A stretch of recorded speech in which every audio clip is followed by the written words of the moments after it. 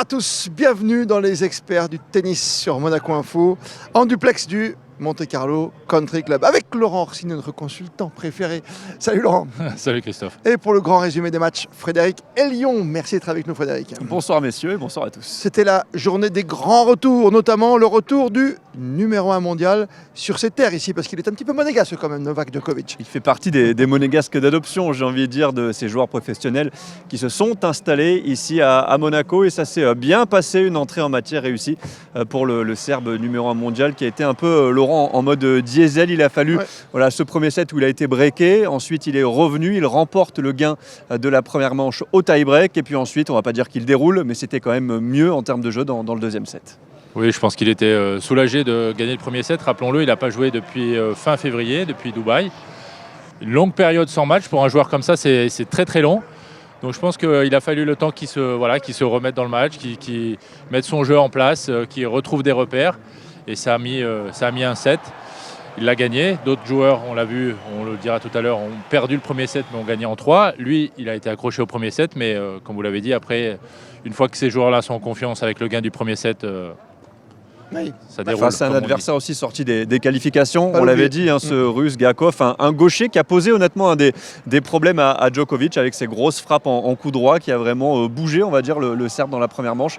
Mais c'est aussi ça la force des grands joueurs. Djokovic a réussi à s'adapter dans le deuxième. Oui, on sait qu'en plus Novak n'aime pas trop jouer les gauchers. Là, rappelons les duels contre Rafa sur terre, qui l'excentre côté revers. Lui, il aime bien contrôler le point avec son coup droit. Donc c'était un petit peu difficile pour lui. Mais il a réussi à quand même retrouver ses qualités premières, de prendre la balle tôt et de contrer et de rentrer dans le terrain et d'être agressif sans rater. Donc c'est ça qui a vraiment fait la différence à la fin. Après, c'est un premier tour réussi, messieurs. Oui, pour Novak Djokovic, c'est pas maîtrisé. Et on le sait, les entrées dans le tournoi, les premiers matchs sont toujours traditionnellement les plus compliqués. Et il est soulagé d'avoir gagné. Ça, c'est sûr. Content et soulagé. Ouh là là, sur le central ici du Monte Carlo Country Club, où tôt le matin, retour également de Zverev qu'on avait, tout le monde à l'image contre Rafael Nadal et sa blessure au pied. Il est là, il est bien de retour, même si on a senti un petit peu fébrile quand même, Frédéric. Oui, c'était son retour, vous l'avez dit, sur terre battue depuis cette terrible blessure face à Rafael Nadal. On s'en souvient, du côté de Roland Garros, il avait sorti Alcaraz et il était parti pour un nouveau match épique face à Nadal qui avait dû donc être interrompu avec cette blessure à la cheville. Face à Bublik, alors les deux joueurs se connaissent bien en dehors du court, c'était leur troisième confrontation sur le circuit. La première sur terre, et Zverev n'avait jamais battu Bublik. Eh bien, il vient, on va dire, de briser un petit peu cette série. En 2 temps, là aussi, le Kazakh dans le premier set avec son jeu tout en variation, beaucoup d'amortis, des montées au filet pour permettre et empêcher surtout Zverev de trouver son rythme. Et ça a bien marché puisqu'il a remporté la première manche 6-3, le Kazakh. Et puis ensuite, l'Allemand a réussi avec ses grandes frappes, on le sait, son amplitude, ses gros coups notamment en coup droit, à faire plus de coups gagnants, à réussir à inverser la tendance. Et dans le troisième, il y a eu un vrai combat qui s'est installé. Il y a eu 3-0 pour Zverev. Petite glissade, on le sait, on a un petit peu regardé. Si il avait un petit peu encore en tête, le fait, il nous l'avait dit avant le match, un petit peu peur des glissades, si ça allait lui tourner dans la tête. Et au final, il revient à 3-3 Bublik, 15-40. Et Zverev arrive, c'est là aussi la force des grands joueurs, à serrer le jeu, sauver ses 2 balles de break et à finalement l'emporter 6-4. Laurent, on peut se dire quand même, avec une telle blessure qui a marqué le monde du tennis et son ensemble, tous les suiveurs, à l'époque de Roland, quand tu reviens comme ça, il y a automatiquement cette pression dans la tête, cette image dans la tête qui peut revenir à chaque glissade. Je pense que l'appréhension est surtout que c'était son premier match sur terre depuis Roland Garros. Il avait joué sur dur. Sur dur, on le sait, les joueurs glissent un petit peu, mais pas autant que sur terre battue. On est sûr qu'il l'avait quelque part dans le coin de la tête. Donc peut-être qu'il a un peu moins glissé, peut-être qu'il a retenu un petit peu les glissades. C'est plutôt un joueur qui contrôle, comme le disait Frédéric, qui contrôle le jeu, qui aime bien ça. Difficile à faire contre un joueur comme Bublik, mais il s'en est tiré. Et c'est vrai que le niveau qu'il avait l'année dernière, où on l'a laissé sur terre battue, était exceptionnel. Et on lui souhaite de le retrouver. Autre victoire d'importance aujourd'hui, celle de Roublev. Andrei Roublev, là aussi une entrée en matière réussie et une stat, messieurs, pour vous faire comprendre un petit peu comment s'est passé ce match. Allez. 36 coups gagnants, 34 fautes directes pour Roublev, 15 coups gagnants, 10 fautes directes pour Muñoz, l'Espagnol. En gros, on le disait, Roublev qui a fait la pluie et le beau temps, encore une fois. C'est lui qui a fait les coups gagnants, c'est lui qui a fait les fautes directes. Et c'est vrai que dans le premier set, il a breaké en premier. Mouniard, qui est un vrai spécialiste de terre battue, est revenu. C'était des très longs échanges, des très longs rallyes. Et d'ailleurs, la balle de set de la première manche est assez incroyable. C'est un rallye monumental, monstrueux, quasiment une trentaine de frappes. Mouniard conclut par une amortie magnifique et remporte le gain de la première manche 6-4. Et puis derrière, Roublev se met en mode rouleau compresseur. On le sait, les gros parpaings avec son coup droit. Il dicte l'échange, il fait les points gagnants. Il mène 5-0 pour finalement remporter la manche 6-2. Et idem, le même score dans la troisième, 6-2. Il a fallu un petit peu, Laurent, que Roublev se mette dans le rythme et ensuite il a déroulé. Oui, exactement. C'est le nombre de fautes directes au premier set qui fait la différence. Un garçon comme Mounard qui a grandi sur terre, qui était d'ailleurs un espoir du tennis espagnol, mais qui n'a pas confirmé au très très haut niveau. C'est un joueur qui remet la balle dans le court, qui ne fait pas beaucoup de fautes, mais qui ne gêne pas du tout un joueur comme Roublev. Donc c'est-à-dire que quand lui fait un petit peu moins de fautes directes et qu'il attaque et qu'il peut attaquer sur pratiquement toutes les balles, il sait qu'il va gagner. Oui, c'est ça. Donc déjà psychologiquement c'est une différence incroyable. Et on file sur le cours numéro 2, il s'est passé plein de choses. On va y revenir avec notre invité, le monégasque Valentin Vachereau, qui s'est incliné en 2-7 face à l'italien Luca Nardi. Et auparavant, drôle de match, avec un Français, le petit Humbert, contre Sonego. C'était un match de folie, un match de foot. Ouais, le genre de match qu'on ne retrouve qu'au tennis, avec des scénarios complètement dingues et la fameuse dimension mentale. Terminer un match quand on sert pour le match. Et malheureusement, le Français Humbert n'a pas réussi à le faire face à Sonego. Et avec ce cours qui était vraiment... On était en Italie, tout simplement. Tout le public était derrière Sonego et ça l'a aidé à renverser cette rencontre. Un parfum d'Italie donc sur ce cours numéro 2. Frédéric, on regarde ensemble les résultats. Notre invité arrive, c'est Valentin Vachereau. On vous retrouve dans un instant pour le programme de demain également. N'oubliez pas, ce sera encore très chaud. Ce sera le jour des enfants. C'est mercredi en principauté demain.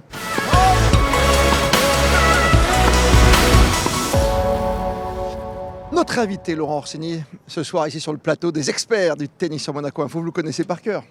C'est Valentin Vachereau. On avait la chance de le commenter. Ah oui, en Coupe Davis notamment. Coupe Davis, bien sûr. Et on l'a suivi tout cet après-midi. Match passionnant sur un cours que vous connaissez bien, le cours numéro 2, le cours de Coupe Davis de l'équipe de Monaco. C'est pas passé loin, 7-5, 7-5. Ouais, non, c'est pas passé loin. C'est vrai que c'était vraiment génial. Comme vous dites, le cours de Coupe Davis, j'avais quand même mes marques.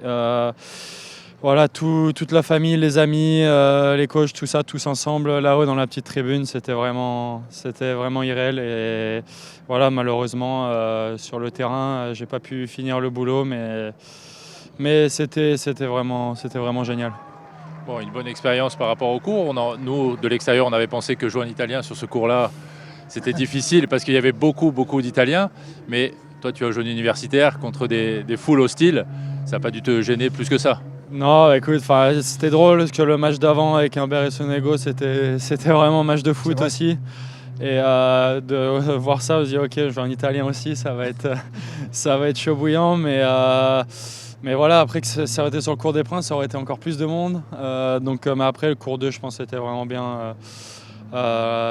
Voilà, à la maison avec tout le monde et j'ai pas trop fait attention. Voilà, comme dit, j'ai joué en université avec des foules hostiles, donc ça m'a pas trop dérangé. Alors, c'était un petit air de Coupe Davis, on l'a compris, en ce mardi avec les Italiens ici, tous ces bus incroyables encore de public. Justement, est-ce que c'est un avantage quand même de jouer à la maison, oui ou non? Parce que quand on parle de Roland-Garros depuis Yannick Noah en 83, on oublie au niveau palmarès. Qu'est-ce que vous, en tant que représentant monégasque, il y a une pression supplémentaire de jouer ce premier tour en plus, Non, enfin, il y a un engouement supplémentaire évidemment d'avoir un tournoi pareil à la maison, d'avoir une... Voilà, on n'a qu'une seule wildcard par an et bon, allez, je pense un des plus beaux tournois au monde. Et voilà, et de jouer devant... Je joue 3 matchs par an devant ma famille, devant tous mes amis et enfin voilà, c'était vraiment génial. Qu'est-ce qui vous a manqué aujourd'hui pour passer ce tour? Voilà, il me manque, c'est un peu difficile pour moi depuis décembre, janvier, j'ai eu des blessures. Manque de confiance, tout ça. Voilà, aujourd'hui, ça se ressent peut-être un peu sur certains moments. Je suis en manque. Je n'ai pas fait énormément de matchs que je l'espérais depuis janvier, depuis le début de saison. Mais voilà, j'ai essayé, j'ai tout donné. Dans la tête, j'étais là. Au niveau de l'attitude, j'étais là. Maintenant, voilà, il me manquait un petit peu de tennis. Les moments importants, j'ai été le premier à avoir des balles de break au premier set. Qu'est-ce que si j'avais fait avant lui, qu'est-ce que ça aurait changé, on ne sait pas. Mais voilà, écoute, à moi d'aller travailler pour faire tourner tout ça. On le disait, Christophe, lors du tirage au sort, c'est pas forcément un super tirage de jouer un qualifié. Un qualifié qui a fait quoi, 2 matchs avant? Parce qu'il a joué ouais. déjà 2 matchs et qu'il Ouais. est en confiance, que de jouer quelqu'un qui arrive dans ses zouk, qui n'est pas bien J'aurais préféré préparé. quelqu'un qui vient des États-Unis à fond avec le jet lag, c'est ça? Non, mais Oui, je c'est comprends. intéressant d'avoir l'avis de Valentin là-dessus. Évidemment, après voilà, quand on regarde les classements des joueurs, c'était un des joueurs les moins bien classés, moi aussi, du tableau. Mais après, comme vous dites, il a joué 2 matchs, il était en confiance, voilà, comme on sait, les meilleurs entraînements, c'est faire des matchs. Et voilà, il en avait fait 2 et ça se sent sur certains moments où tu sentais vraiment qu'il était confiant dans ce qu'il faisait. Et notamment au retour, où je trouve que voilà, je trouve que d'avoir bien servi sur ce match, il a vraiment bien retourné. Il a vraiment bien retourné et voilà, après évidemment, si c'était pas lui, ça aurait peut-être été un joueur entre la 20e et 40e place. Voilà, ces joueurs-là ont une expérience hors du commun sur ces tournois On va pareils. être très précis, tous les trois, comme nous sommes sur le plateau des experts. On va schématiser quand même. Lui, c'est 150, vous, c'est 350 à peu près au niveau de la place. Ça veut dire qu'il y a 200 places d'écart. Et en gros, là, je vais passer pour un candide, mais il n'y a pas une énorme différence quand même. Il y a 200 places de différence et vous perdez 7-5, 7-5. Voilà, comment dire, le classement, faut pas faire attention au classement.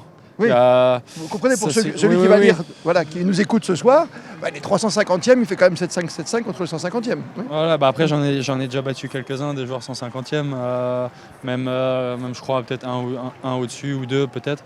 Mais le niveau dans le tennis, il est très proche et comme je dis, ça fait 7-5, 7-5 et à quelques détails près peut-être, ça aurait fait 7-5, 7-5 pour moi.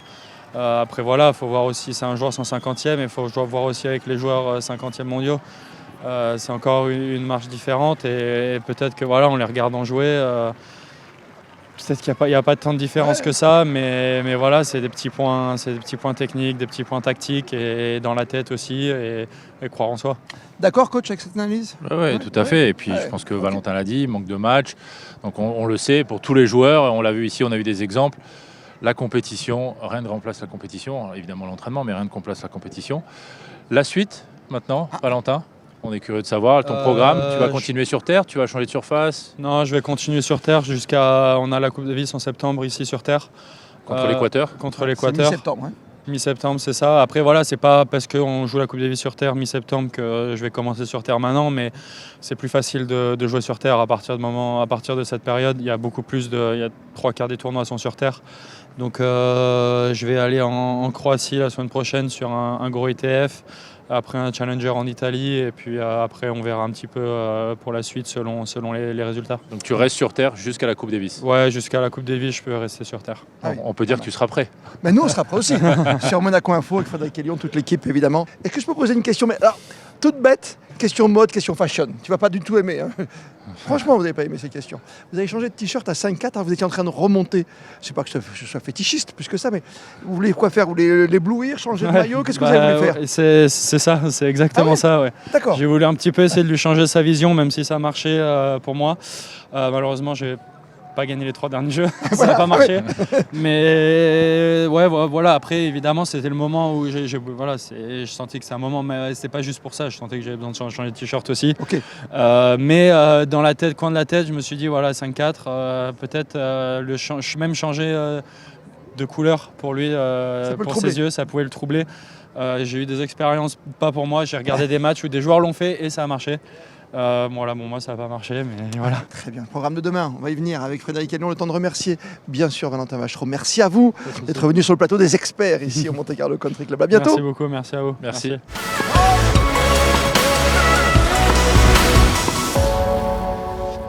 Et comme le veut la tradition, le retour de Frédéric Hélion pour regarder ensemble le programme de demain. Avec toutes les dernières têtes de série qui ne sont pas encore rentrées dans le tableau, c'est-à-dire Casper Ruud, Holger Rune, Daniil Medvedev, Laurent qui déteste la terre battue, il le répète, mais il sera aussi là. Ouais, on va voir son état de forme après avoir gagné, je crois, 25 de ses 26 derniers matchs sur dur.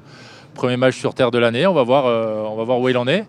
Et après, il y a un revenant, un match que je pense qui va être attendu par tous. C'est Dominic Thiem contre Holger Rune. Sans oublier Yannick Sinner, on le sait, Ah. les Italiens font du bruit, il sera aussi sur le court central. Yannick Sinner, évidemment favori pour beaucoup, outsider au moins ici au Monte Carlo Country Club. Début des matchs à quelle heure demain? 11h. Avec grand plaisir, on sera là toute la journée, toutes les équipes de Monaco Info. Et rendez-vous le soir pour les experts à 20h30. belle soirée sur Monaco Info.